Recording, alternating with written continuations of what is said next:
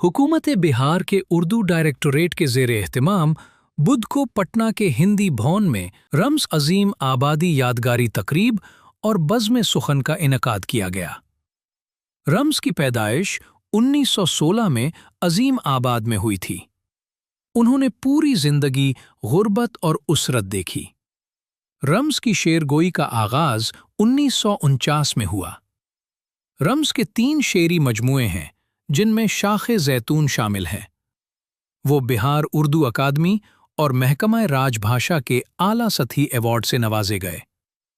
15 जनवरी 1997 को उनका इंतकाल हो गया।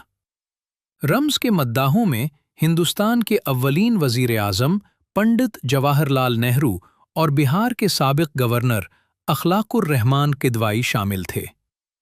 विनोबा भावे यूनिवर्सिटी हज़ारीबाग के सदर शोबा उर्दू डॉक्टर ज़ैन रामिश ने कहा कि गर्चे रम्ज़ अज़ीम आबादी बहुत पढ़े लिखे नहीं थे, लेकिन उनके बड़े फनकार होने में दो राय नहीं है। जहाँ तक रम्ज़ अज़ीम आबादी का ताल्लुक है, वो आप अभी मैं मदऊ था मकाला निगार की हैसियत से, और मैंने मकाला पढ़ा तो वो अपने माफ़रीन में अगर हम ये न भी कहें कि अकेले थे, वो लासानी थे रम्ज़ अज़ीम आबादी, तो ये तो कहना ही पड़ेगा कि चंद एक नाम ही थे जिनमें एक रम्ज़ अज़ीम आबादी।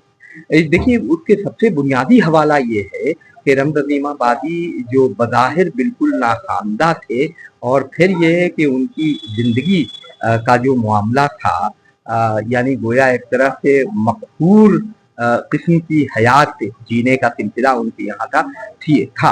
उसमें उन्होंने जिस तरह से तरक्की की और शायरी को जिस मेयार तक पहुँचाया, और ख़ास तौर से अभी मैंने अपने मकाले में जिस बात पर जोर दिया कि लिसानी तमकनत जो उनके यहाँ मौजूद है, और ज़बान के इस्तेमाल में जो रवानी और जो मेयार कायम किया उन्होंने, वो अजीब है, हैरत ज़दा कर देने वाला है। बिलखुसूस उनकी नज़्मों में जिस ज़बान का इस्तेमाल किया गया है और जो आहंग है उसका, तो यकीनी तौर पर रम्ज़ एक बड़े शायर हैं। ठीक है, बिहार में रहे, उसरत रही, गुर्बत रही, वसाइल की कमी रही, इसलिए वो अपने वक्त में वहाँ तक नहीं पहुँच सके जहाँ उन्हें उसी वक्त पहुँच जाना चाहिए था, लेकिन उनके बड़े शायर होने में और बड़े फनकार होने में कहीं दो राय नहीं है। लिहाजा उनकी खिदमत का एतराफ़ अगर हो रहा है तो ये फ़ाले नेक है, और इससे ज़्यादा होना चाहिए। इस सिलसिले में उर्दू डायरेक्टरेट बहरहाल इस तरह के प्रोग्राम के हवाले से मुबारकबाद की मुस्तहिक़ है। बज़्म सुखन के तहत कई शायरों ने अपने कलाम पेश किए। तकरीब में शायकीन उर्दू ज़बान व अदब के अलावा रिसर्च स्कॉलरों ने भी शिरकत की। कोई तो झांके दिल की आस्तीनों में, कोई तो झांके जरा दिल की आस्तीनों में, कोई तो झांके जरा दिल की आस्तीनों में, मिलेंगे नाग कई रात की सियाही के, मिलेंगे नाग कई रात की सियाही के, कोई तो झांके जरा दिल की आस्तीनों में, मिलेंगे नाग कई रात की सियाही के।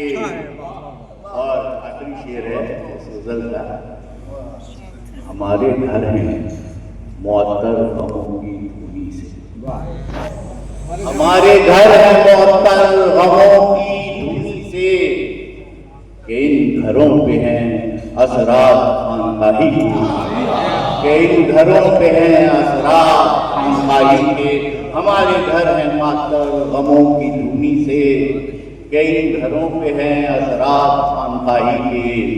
और पत्ता हाजिर है